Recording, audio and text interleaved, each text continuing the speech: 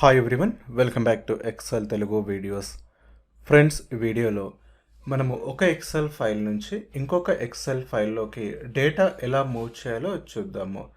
అది ఒక షీట్ నుంచి ఇంకొక షీట్కి కావచ్చు, లేకపోతే ఒక ఎక్సెల్ వర్క్ బుక్ నుంచి ఇంకొక ఎక్సెల్ వర్క్ బుక్కి డేటాను ఎలా మూవ్ చేయాలి చూద్దాము. జనరల్గా వచ్చేసి ఇది కామన్ సినారియో.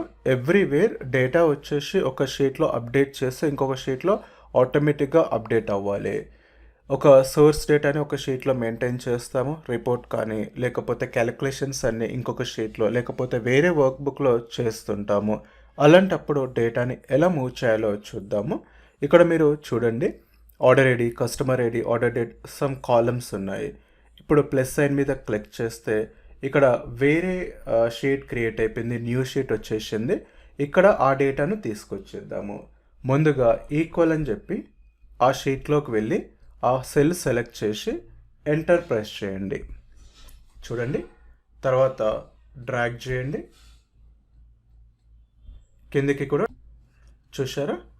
సో ఇక్కడ కావాలని నేను కొన్ని రోస్ ఎక్స్ట్రా డ్రాగ్ చేశాను, కానీ వాటికి ఇక్కడ డేటా లేదు. ఈ ఫస్ట్ షీట్లో వచ్చేసి డేటా లేకపోవడం వల్ల షీట్ 2లో వచ్చేసి జీరోస్ వచ్చేసినాయి. మేబీ ఫ్యూచర్లో ఒకవేళ నేను ఆ డేటాని ఎంట్రీ చేస్తే ఇక్కడ అప్డేట్ అవ్వాలి ఆటోమేటిక్గా. ఫర్ ఎగ్జాంపుల్ ఇక్కడ డిలీట్ చేశాను. డిలీట్ చేస్తే ఈ షీట్లోకి వెళ్ళి ఏదైనా ఒక డేటా ఇన్సర్ట్ చేశాను అనుకోండి,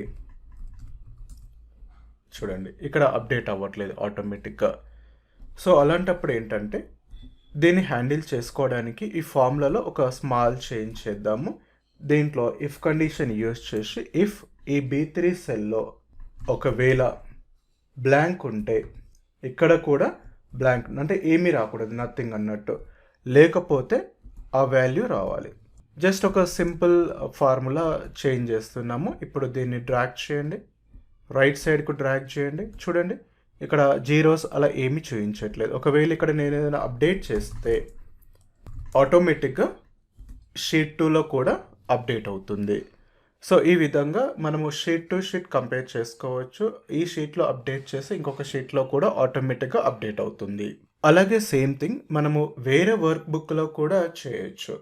వేరే వర్క్ బుక్లో కూడా మనము న్యూ బుక్ తీసేసుకొని అక్కడ కూడా ఇదే ప్రాసెస్ యూజ్ చేయొచ్చు. Ctrl+N అని చెప్పేసి న్యూ ఫైల్ తీసేసుకొని ఈక్వల్ అని చెప్పేసి అది సెలెక్ట్ చేసేసి ఆ సెల్ను ఇది ఫ్రీజ్ తీసేసేయండి. లేకపోతే మీకు ఒకటే సెల్ అన్నింటికి రావడం జరుగుతుంది ఈ విధంగా.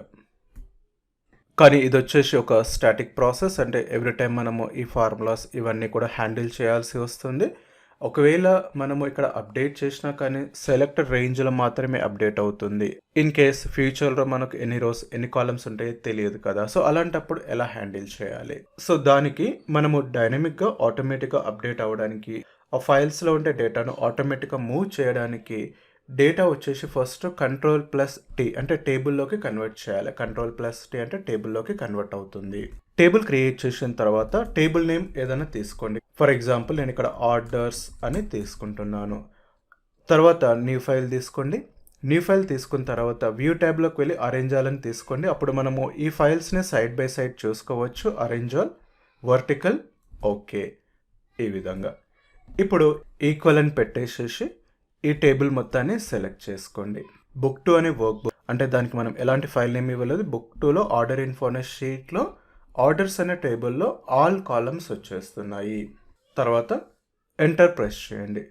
చూసారా, ఈ విధంగా డైరెక్ట్గా మనకు అన్ని కాలమ్స్ వచ్చేస్తున్నాయి. ఇక్కడ కావాలంటే ఇంకా కొంచెం కిందికి అనేసేసుకొని ఒకవేళ ఇందులో మనం ఏదైనా డేటా ఫిల్టర్ చేయాలంటే ఆ డేటాని ఇక్కడ టైప్ చేసుకొని దీన్ని ఇక్కడ మనం ఫిల్టర్ కూడా పెట్టుకోవచ్చు. ఇంకా కావాల్సిన డేటా రిట్రైవ్ చేసుకోవడానికి ఫిల్టర్ అని పెట్టేసేసి ఫిల్టర్ అనే ఫంక్షన్ యూజ్ చేసి తర్వాత ఇక్కడ కామా ఈ షీట్లోకి వెళ్ళి కస్టమర్ ఐడి కాలం మొత్తం సెలెక్ట్ చేసేసి అందులో వచ్చేసి మనకు ఆ కస్టమర్లో ఏ కస్టమర్ కావాలి ఆ డేటాను తీసుకోవచ్చు.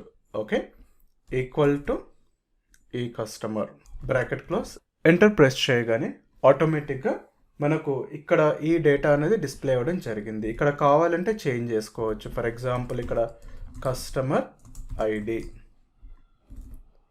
వేరే కస్టమర్ కూడా తీసుకోండి. ఫర్ ఎగ్జాంపుల్ యాంటోన్ అని చెప్పగానే యాంటోన్కి సంబంధించిన డేటా మాత్రమే డిస్ప్లే అవుతుంది. అంటే మనము సోర్స్ డేటా అనుకోవచ్చు ఇది. ఆ సోర్స్ డేటా నుంచి వేరే వర్క్ బుక్‌లోకి, వేరే ఫైల్‌లోకి డేటాను మూవ్ చేస్తున్నాం. అలాగే ఫిల్టర్ యూజ్ చేసి మనకు కావాల్సిన డేటాని మాత్రం ఇక్కడ ఫిల్టర్ చేసుకోవచ్చు. అక్కడ టైప్ చేసిన డేటా మాత్రమే డిస్ప్లే అవుతుంది. సో ఈ విధంగా ఒక షీట్ నుంచి ఇంకొక షీట్‌లోకి, ఒక ఫైల్ నుంచి ఇంకొక ఫైల్‌లోకి ఎక్సెల్ డేటాని మూవ్ చేసుకోవచ్చు. Thank you friends. ఈ కాన్సెప్ట్ నచ్చినట్లయితే మన ఛానల్‌ని లైక్ చేయండి, షేర్ చేయండి, అలాగే సబ్స్క్రైబ్ చేయండి.